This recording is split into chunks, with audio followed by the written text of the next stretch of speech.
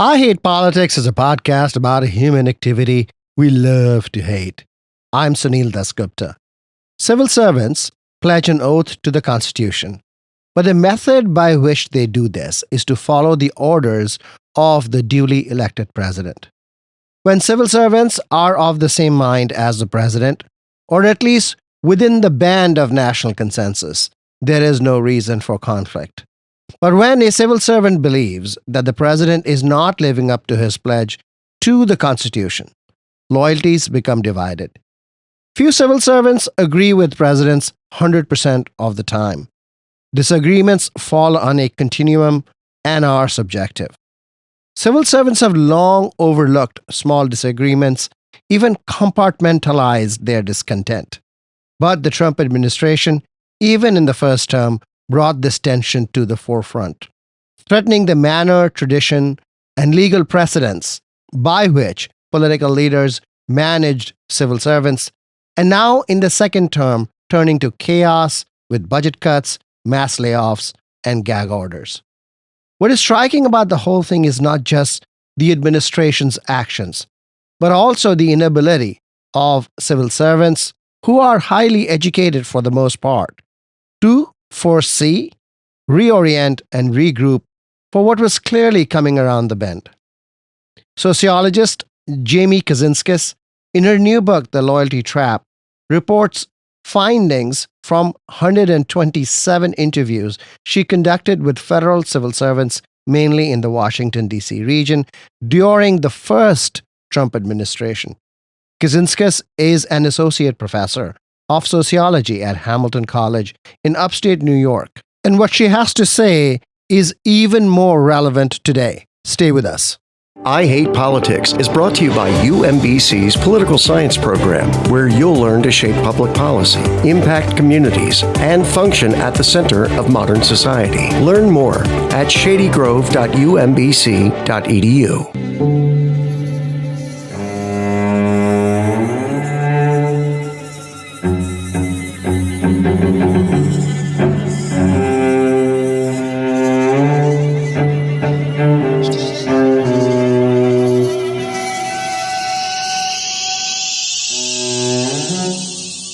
I Hate Politics is a podcast about our neighborhoods, workplaces, schools and streets, and our local governments as they function in diverse and democratic societies.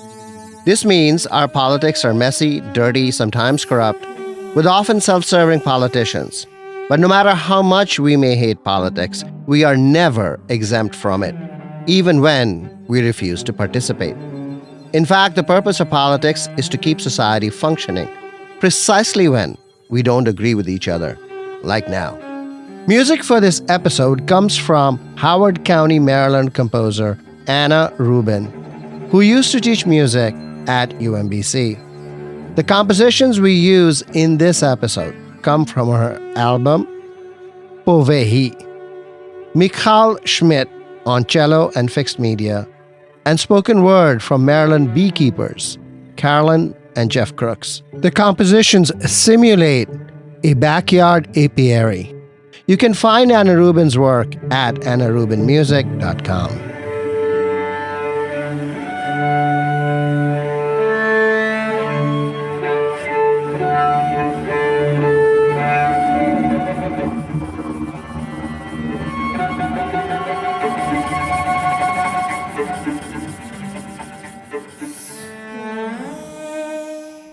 Jamie Kaczynskis, welcome to I Hate Politics. Thanks for having me. Congratulations on your book, The Loyalty Trap, Conflicting Loyalties of Civil Servants Under Increasing Autocracy. I feel like this is a hugely Washington, D.C. area book. And we are It's born in D.C. So I spent a couple of years talking to people. It's great to have you here. Now, you start the book with this idea that federal civil servants are at a loss of words under the Trump administration. Now, we're talking about the first Trump administration because that's when you did the interviews for your book. So this is not even about the current situation. Why is it that federal employees, civil servants, who are so well educated, so when informed about what's going on in the world, why are they at a loss of words? When I met civil servants, I was very impressed by how knowledgeable they were about the areas they worked in, and talking and sharing their work histories. It was clear that they were really passionate about their work, and just incredibly articulate and well educated, as you say. And so it was interesting that when I shifted and asked them about the Trump administration as it was unfurling in the beginning and then through the course of the administration, yeah, people, they got stuck. It was like they had this belief in how the government was supposed to function. And they had this faith and this love for the government, this commitment to political neutrality and to serving the public and to serving their agencies. And then the media was reporting about these dramatic policy changes, different leadership approaches. It was like they weren't prepared. They weren't ready for the change, and they didn't want to say anything negative, but they also didn't have like the repertoires, the responses ready to adequately deal with the changes. Last week, we did an episode on federal workers pivoting. And one of the interesting observations coming out of that episode was that folks who imagined themselves pivoting prior in their jobs had an easier time pivoting than those who believed that they had, in fact, found their dream job. One of the things that struck me too in talking to federal civil servants was like how deep their roots were. People would like talk about being in the Boy Scouts or being in Future Farmers of America. That made them care about people and made them want to serve in the government. They went to college. They learned about how like we have this special democratic structure that they deeply believed in. Some of them then went into military service to the Peace Corps. They thought that we had this stable democratic government that was the envy of the world. When the Trump administration started to test some of the checks and balances and dabble with the structure, I don't think that they were prepared to look at it squarely and call it out as it is in their workplaces, as they started to see appointees failing to support the mission of their agencies. So all of these different changes, it was like they were registering, but they were wary to talk about it and at a loss of how to address it head on. Modern American administrative theory is a post-World War II construct. It's reflected in the debate between Dwight Waldo, who wrote The Administrative State in 1948, and Herbert Simon, who is about institutional processes, working with incomplete information. This is a debate. This is not a resolved condition. The civil servants you talk to, do they recognize the nature of the debate, that the debate continues to exist, or do they think that the debate was resolved and put to bed and they had moved on and they were forever going to believe in political neutrality? Because, certainly Dwight Waldo did not believe in political neutrality. I can see threads of both of those. Some of the people I talked to and sharing their work histories would actually start off the conversation and say, to understand my perspective, you need to understand my agency, you need to understand my role, you need to understand what I do every day and what policies or what things I'm working on. So they were setting it up from that Simon perspective, but then they'd also talk about, why they cared about what they were doing. And so they shifted modalities and would say, I'm not in this for the money. I could make more money in the private sector, but I'm here because I care. And I'm here because I support the mission of my agency. So then they'd go back to the values of what Waldo would say. But then if you kind of get back to that underlying question that you kind of alluded to at the end of like, how much agency should bureaucrats have? Should they be responsive to leadership in a hierarchical organization and follow, what the orders coming down from above? Waldo's interesting in that he acknowledges the complex ethical standards that civil servants try to adhere to. So they're not like, it's not like some simplistic philosophical exercises where it's like there's right and there's wrong. Civil servants are juggling with serving their agency, their colleagues in their unit, their professional standards, their, the country as a whole, the public, the president. So all of these different things. But Waldo interestingly thought that civil servants should have the agency to manage what's right among all of those different things themselves. And he didn't put in a strong role. So he didn't even mention the president as one of their primary ethical, goalposts. And so there's a question there too about, how much agency should bureaucrats have? They're not elected by the public like the president or members of Congress, but in an increasingly complex federal government with lots of risks that are, scientific or environmental or other kinds of things where you need specialized knowledge, they're also really important sources of stability and knowledge and institutional memory. What did your respondents say about managing those identities? One of the ways you could see the boundaries they were drawing was because of the Hatch Act and the idea that you can't support partisan political campaigns. And so they would talk about, I won't post anything on social media related to my work. I can't publicly support any candidates. And for some people, it went as far as I won't even go to a protest or a rally. Other people might. But so you could see how it was a firm boundary. And the civil servants presumed that their norms of civility, of inclusion, of things that post-civil rights had become more integrated into the government. They presumed, I think, that these norms would be really strong and would keep operating, even if they saw signs that leadership weren't adhering to them. And I think that the norms actually got challenged in a lot of cases. What were their biggest concerns about the norms themselves? One of them was deliberative process norms. So the idea that good decision-making in government comes from including lots of voices, sometimes across agencies or across levels. That was something that they noticed was different with the Trump administration, so some appointees coming in late or not coming in, chaos with the transition team. And then I just heard a lot of people over the course of the administration waiting to be invited to meetings they'd normally go to and then never getting invited, or just the appointee would go, whereas they would go under prior administrations. So less open deliberative processes. The other one too is civil rights, the idea that the US government is against employer discrimination or political retribution. Is the complaint that the public is not included in the deliberative process, or they are not included in the deliberative process? The complaint would fall back on them not being included as experts whose roles were grounded in the right to give feedback based on their knowledge and professional background. The tension seems to be between democratic will and technocratic superiority.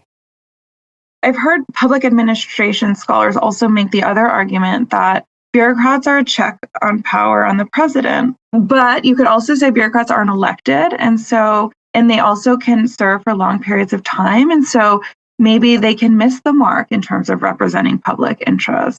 So, I think that both sides can definitely be argued and can both be true at the same time. I think that federal civil servants are not representative on average of the average American, in terms of income, in terms of education levels. I think that one of the challenges is also a lack of information and misinformation that people are also getting about how the federal government functions, about what policies are and how they operate, about how resources are getting distributed.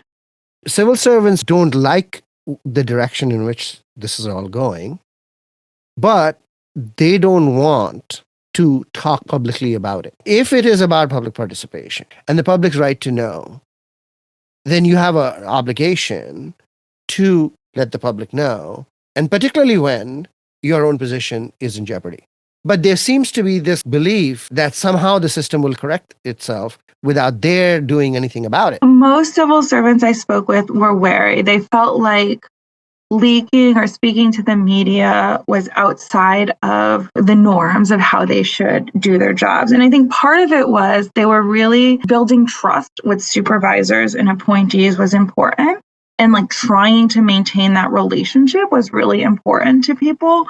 They wanted to, be able to work together, even if it wasn't working that way. There was kind of it's such a risk-averse professional culture where because of that nonpartisan norm, they didn't want to be seen as reactionary or as political or any of those things. And so, yeah, I mean, they were really reticent to speak out. There was a small handful of people who did speak out and who did quit or who did, raise the alarm bells, but they were a particular kind of public servant so they tended to be more educated. They tended to work in international affairs and have like more ideas of non-democratic countries or authoritarian or autocratic countries and what that looked like. They tended to be lawyers. So like they could see where the Trump administration was transgressing the law. Outside the handful that you just mentioned, others made their choice. That they chose to build the trust with their supervisors over serving the people. It was safer and people felt more comfortable to just look downward and focus on like, this is what I do. I'm going to keep doing my job as long as I can without further direction. And so, yeah, I mean, I think that's like a blessing and a curse. And so that's actually like what you want. That's what stability under normal circumstances would be in a government. But with a situation like the Trump administration, where they're fundamentally trying to change the direction in the way the government functions, some of the alarm bells that people within the government could see were not getting reported out. In that sense, it enabled Trump to happen. Absolutely. But I mean, I think that there's a lot of factors that enable Trump to happen. Do they have a sense of how democratic will should be expressed? They would fall back on the vote as incredibly important. They would talk about checks and balances. And so one of the things that was different with the first Trump administration than what we're seeing now is, and this is kind of goes back to like the way federal civil servants were thinking about the stability of the government, was they'd say, well, Trump, for example, proposed a large budget cut to the EPA during his first administration, but then Congress came through and funded it. It'd be a different conversation today, I think, with, the way the Trump administration is kind of collapsing agencies from the inside. And the question of like, where is Congress to stand up for like budget allocations, right? But during the first administration, I think people would point to those signs of stability as like, this is how it's always been. The politicals come out and they have an aggressive agenda, but then they start to learn how the government works and we educate them and then we find some compromises. Oddly, it does seem a little bit like the Niemöller poem, which is, well, it's not us. We have protected. Institutions get us. Congress is not a check today. The federal courts are not a check today. But it is an expectation that somebody else will stand up for. Well, it's an expectation that in a complex organization, the other parts are going to maintain checks and balances of power. The signs were all there. The history is all there. Do you think that there is some training that civil servants are missing? I concluded after talking to civil servants over the course of the first Trump administration that they weren't prepared for an autocratic approach to the president. What happens when you have a leader who fosters fear, who engages in political retribution openly, who flouts the law? And so people actually were like closing in on themselves and becoming more isolated and less wary to speak up. I saw federal civil servants constantly thinking about it and ruminating over it, but not having a satisfying answer or like repertoire of actions that could align with their best selves or who they wanted to be. Do you get a sense that the federal government is different than other levels of government? So in fact, that this is a Washington problem and not a problem that may occur in Montgomery County, Maryland, or in upstate New York, or even in Annapolis or Richmond. I do wonder if civil servants who are working at other levels of government on the ground they build stronger relationships with people in communities, which might make them act differently. There's a really fascinating study. It's just coming out by an Israeli scholar, Talia Schiff, who studied ICE before and during the Trump administration. And she just finds also that some of the ICE employees who interface directly with asylum seekers start to trick themselves. Even if they can't have the quotas before, they start to say, well, even if I can't give you asylum, I'll listen to your story, so I'm a good person. There's a lot of ways that civil servants can rationalize their behavior, but I do think it's harder when you're interfacing with people with really different experiences on the ground. So that would just be a hypothesis. The Trump administration and its people have made the argument that this is a Washington problem and have found resonance. So the trust that civil servants may have enjoyed during the Cold War is no more. I was wondering if this loss of words, loss of an anchor, is related, in fact, to the change in our political condition from a Cold War consensus to now highly polarized society. And what you're really seeing is the consequence of that rather than any kind of true normative change. On one hand, you see the media accounts where, they were getting reports about Trump and they were getting reports about public opinion. But I think when you look at their day-to-day experiences and seeing their agencies being run differently or their work units being run differently, like kind of business schools promote as like a good model of leadership is like you have a clear agenda and you share that agenda with your employees and you regularly like affirm the good work they're doing to support that agenda. That model was not what people were reporting under some of the most, politicized administrators under the first Trump administration. Instead, what they were seeing was a boxing out where career civil servants felt like they weren't getting agenda setting, clear communication. There weren't open channels, with the appointees and the administrators. They were kind of like at a loss of what to do. And then, they'd be looking to the news for guidance sometimes, but you'd also see infighting between the president and the appointees and members of the Trump family. And they were just kind of confused. Do we take into account tweets from social media? Do we take into account opinions of Trump family members? So there was just a lot of chaos and confusion. All of that, I think, was paralyzing for people. I would imagine Dwight Waldo would say to them that all those questions that civil servants are trying to answer have to be answered anyway. But the Cold War imposed a narrow band of consensus among Republicans and Democrats, and therefore made life easier for civil servants to follow. But I'd imagine that agenda setting includes public participation in a democracy. Some of the people who had worked for the government longer in the most politicized agencies were more used to this tumult because they could point back to under Reagan and Gorsuch at the EPA or under George W. Bush, with, international affairs or security issues, or civil rights. So, I mean, some of the older folks actually were more able to take it in stride and see it as a normal part of the US government. But the younger people, I think, so this actually is the opposite of that hypothesis, because some of the younger people, I think, were comparing back one or two administrations, and their idea of normal was based on that. And so to them, Trump seemed like radically different. Was there a type of civil servant that said, no, I gotta leave? Most wanted to stick it out. Exits are tricky for a bunch of reasons. The first reason is that government workers move around anyway, sometimes from position to position or across agencies. There's been a boom of retirements as the baby boomers are retiring. So there's this demographic shift. There's lots of reasons people can give for exiting. And so that's also tricky.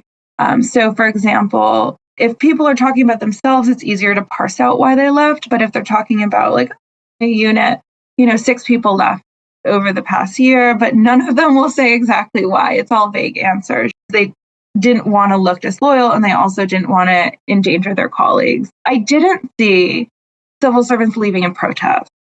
I didn't see resistant exits. Like the people that I saw leaving generally were people who could afford to leave. So like they had a spouse that was working, or they had been working for a while. They were financially stable. So they didn't have like massive like school loans. So some people like had blocked exits where they didn't want to leave because they had loans, or they were about to retire and they wanted retirement benefits. You write about moral courage at this time. What does moral courage look like? I came into this study wondering whether civil servants would resist Trump, who was, accusing them of being a deep state. And what I realized was resistance was the wrong word. It wasn't that the civil servants were like this deep state activist, who wanted to have their own agendas.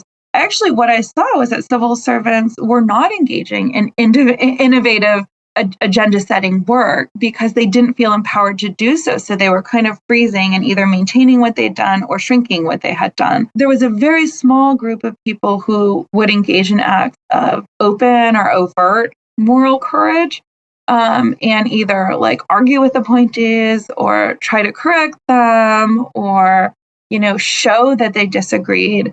And on the appointee side, in the most politicized areas under the first Trump administration, what I saw was like the definition of like what disloyalty was like a lot greater than under other administrations. For example, for some civil servants, like they were just trying to do their job, like they weren't trying to be morally courageous or they weren't trying to resist, but they would get reprimanded for, like saying no to like a spending request that didn't fit. Talked to dozens of people and it was like 5 or 6 people stick out to me as like willing to do morally courageous acts in a visible way.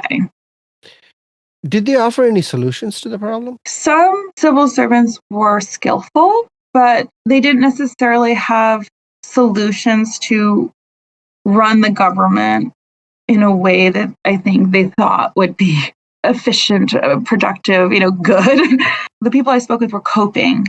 Do you think that their coping mechanism was largely about denial, removal of themselves, and perhaps getting more involved in local matters? I think the word I would use would be compartmentalizing and like focusing on certain things. But yes, it came with a degree of denial. But in doing these interviews and talking to people and asking directly sometimes about it, like they knew, I mean, it wasn't like they weren't aware. And in some cases, they were sacrificing their own values. And there was one person who was so bright and such a lovely person. And he just said, at this point, I'm working against, my own values and my family's values, but I'm staying because, I like the hours, I have a family, and, I'm just going to probably stick it out at this point. But then there's so many layers to this. And so there's a lot of rationalizations that they'd fall back on to turn away and not look squarely at it.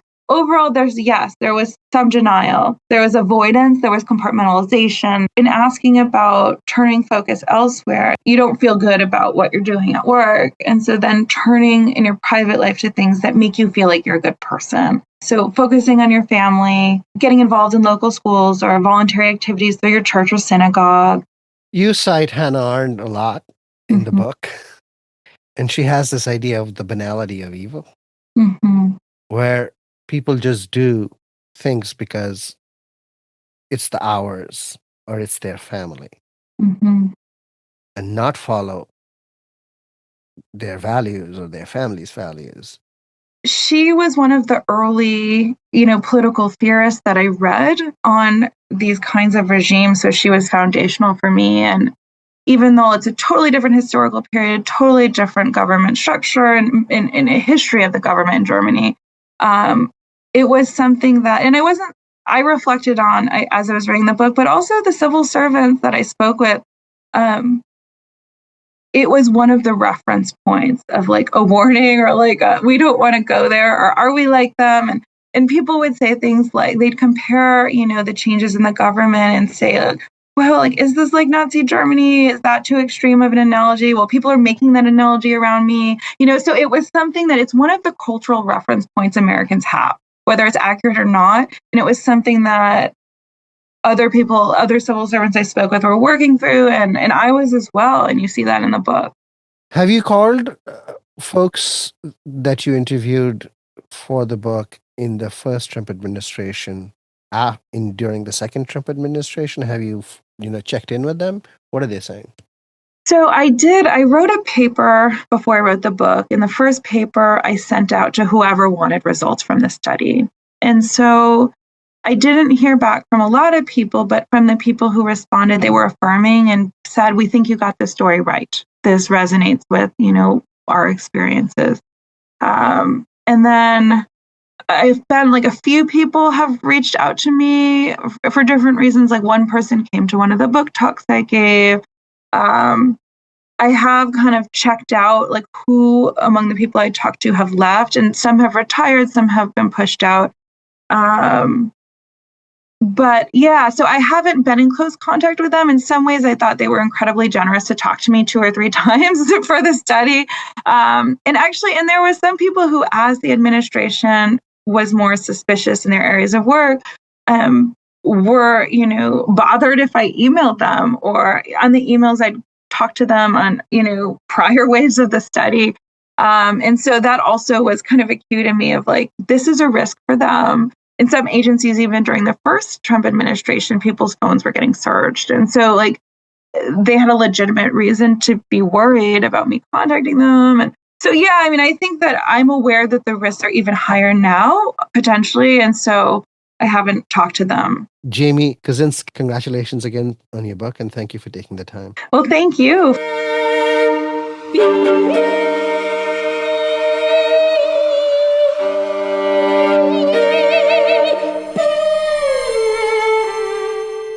That's all for this episode of I Hate Politics, where we aim to stem the decline in local news by working with community voices. Don't forget to tune in to our Tuesday morning news analysis. I Hate Politics is produced by me, Sunil Dasgupta, with support from the University of Maryland, Baltimore County. I direct UMBC's political science program at the universities at Shady Grove in Montgomery County, where, among other things, we explore and learn about politics, government, and society close to home. Music for this episode comes from Howard County, Maryland composer Anna Rubin, who used to teach music at UMBC. The compositions we use in this episode come from her album Povehi.